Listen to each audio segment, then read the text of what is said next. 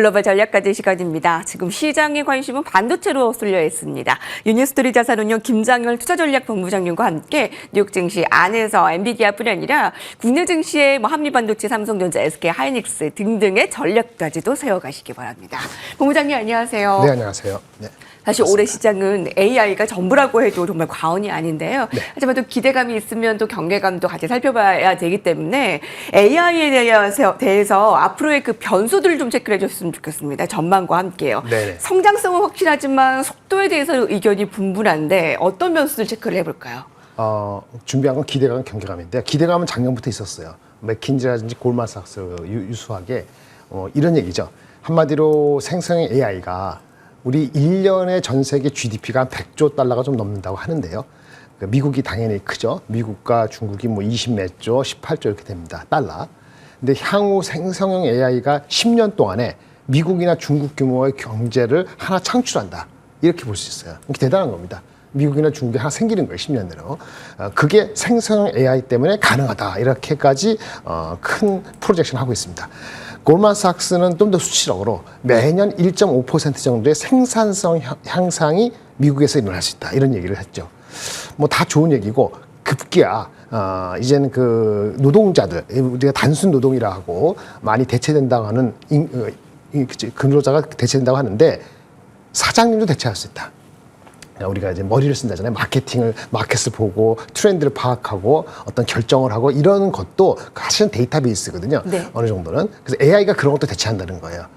근데 이거는 학자들이 대충 추론한 게 아니고 물어봤어요.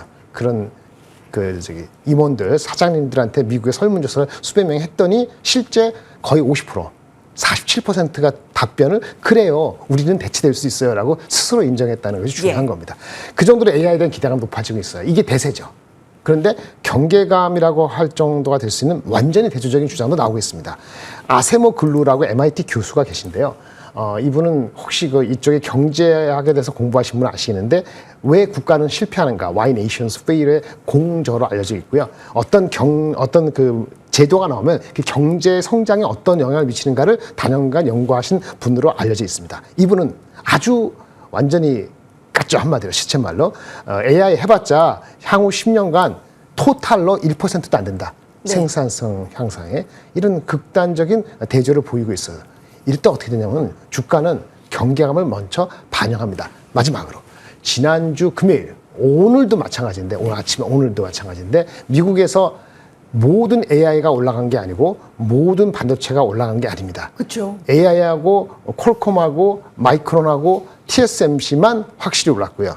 뭐가 빠졌을까요? 슈퍼마이크로 컴퓨터, 델, HP 그리고 며칠 전에 많이 빠진 세일즈포스까지 짧게 말씀드릴게요.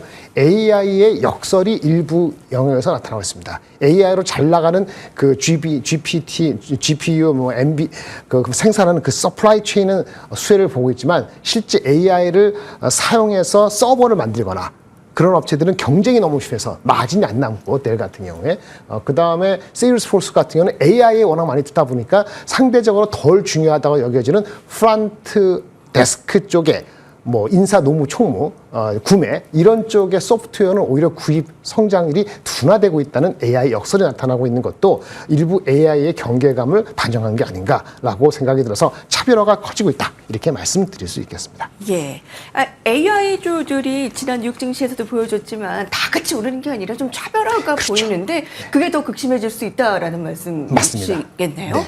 그럼 그 안에서 그 자리는 삼성전자는 어떤 자리를 차지할까 궁금합니다. 네. SK하이닉스도 그렇고요. 그렇죠. 우리 입장에서는. 네, 그 삼성전자 참 HBM 악재, 수장 교체, 노조 파업, AI 반도체 열풍에서도 소외된 듯한 움직임이었는데 어제 반등이 참 반갑지 않았습니까? 네. 앞서서 그 차별화에 있어서 SK하이닉스와 삼성전자의 내년의 전망은 어떻게 볼 수 있을까요? 네, 일단은 올해 2, 4분기 실적에 대해서도 긍정적인 뷰가 높아지고 있긴 합니다만은 올해 실적에 대한 컨센서스는 삼성은 40조.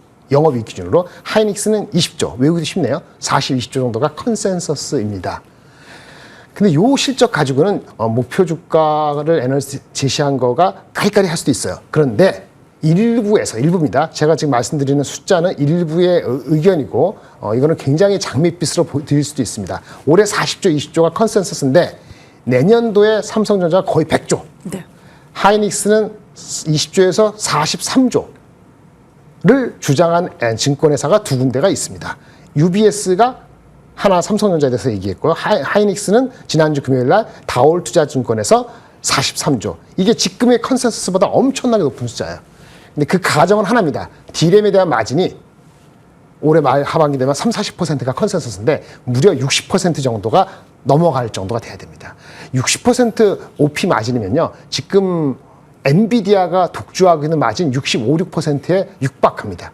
그런 정도의 반도체가 굉장한 호황이 내년에 펼쳐진다는 전망을 근거로 하고 있습니다. 그럼에도 불구하고 이분들이 주장한 삼성전자 하이닉스의 목표 주가 11만 6천 원, 29만 원은 네. 만약에 그 이익 자체 추정이 맞다면 말이죠. 그 주가 목표치는 너무 소심합니다. 이게 지금 높은 편이 아니라는 말씀이신가요? 그렇죠. 숫자가 맞으면 네. 이익이 40조에서 100조가 되고 20조에서 43조가 되면은 밸류에이션이 이렇게밖에 안 나오지 않습니다. 그래서 말씀을 드리면 이렇습니다. 과거에도 우리가 영업이익이 60% 넘어간 적이 있었습니다. 오래전 아닙니다. 6년 전 2018년도에 서버, AI 아니고 일반 서버가 급등할 때 거기에 들어간 반도체 때문에 삼성 하이닉스 각각 마진이 60% 이상 간 적이 있었습니다. 그 당시에 밸류에이션이 삼성 같은 경우에 9배, 10배였거든요. 그 밸류에이션을 지금도 치면은 삼성의 목표 주가는 얼마가 나오느냐? 13만 5천 원이 나올 수 있습니다. 최소한 12만 원 이상 나오기 때문에 그 넘버가 맞다면은 그렇게 된다는 얘기이고요. 하이닉스 같은 경우도 내년에 43조 영업이익률이 과거 18년처럼 비슷하게 올라온다면은 지금의 HBM에서 넘버 원이라는 점을 강조했을 때는 하이닉스가 삼성전자 9.5배, 10배보다 못 받을 이유는 없거든요. 그래서 9배에서 10배만 주면은 30만 원 후반대에서 40만 원까지의 목표 주가가 추론되기 때문에 올해 내년도에 이익이 너무 많이 올라갔다가 26년도에 완전히 그걸 40% 토해내는 과거의 아주 시클리컬 패턴을 보일 정도로 급락하는 게 내후년이 아니라 그러면은 내년도가 이 정도로 빅 점프한다면은 아마 40만 원, 13만 원 정도 목표 주가가 적당하다고 봅니다. 네. 말씀드립니다. 이 컨센서스 아니고요. 제가 동의하는 거 아니고 그래서 중요한 건 이 정도로 반도체 D램이 쇼티지가 지속될 거냐 한다면은 첫째 전제 HBM이 계속 잘 되고 네. 삼성전자는 당연히 들어오고 삼성전자가 당연히 잘 들어오는데 그게 하이닉스 영향을 안 줍니다. 왜? 안 준다 가정해야 돼요. HBM을 커밋하면서 네. HBM 아닌 쪽이 쇼티지가 더 극화되기 때문에 양방으로 먹는 것입니다. 그러면 삼성전자 하이닉스가 나중에 엄청나게 클 수 있는 장밋빛입니다. 이것이 숫자가 그렇게 안 되면 지나친 장밋빛으로 끝날 수 있죠. 앞으로 지켜봐야 될 포인트라고 말씀드리겠습니다. 네, 실제 영업이익 예상하는 숫자가 이뤄진다면 삼성전자 11만 원, SK하이닉스 29만 원의 목표가가 높은 수준이 아닙니다. 실제로 이 맞다면 네. 한 13만 원 삼성전자, SK하이닉스 40만 원. 이게 지금 장밋빛 전망이 나옵니다. 좀 더 홀딩 의견이 맞겠네요. 네, 그러면. 그렇죠. 네네. 예. 자, 최근에 한미반도체에 대한 의견들도 좋고 긍정적이었습니다. 역시 앞으로 독점은 없는 건가 봐요. 네네. 자, 이제 한미반도체가 우위를 점해왔던 TC본더 시장에 한화정밀기계 등이 참여하게 됐다는 소식을 듣게 되면서 한미반도체가 어제 한 10% 하락하지 않았습니까? 그렇죠. 네. 좀 주주들도 좀 염려가 될 텐데 그런 가운데는 곽도신 부회장은 자사주를 또 매입하면서 또 자신감을 보여줬고요. 네네네. 앞으로 이제 그 경쟁의 구도에 대해서 좀 우리가 좀 예상을 해볼까요? 동전의 양면입니다. 벤더, 하이닉스 입장에서는 서플라이, 반도체 장비를 한 업체한테 맡기지 않고 다원화, 2원화, 3원화를 하고 싶은 마음은 팩트입니다. 어느 회사나 그러고 누구든지 마찬가지. 여러분들이 사업을 해도 당연히 그러겠죠. 삼성 하이닉스 입장에서는 한미반도체 매고 싶지 않습니다. 동전의 양면은 그럼 결국 시간 문제라는 거죠. 벤더 다각화는. 근데 두 번째 질문은 얼마나 빨리 되는데 근데.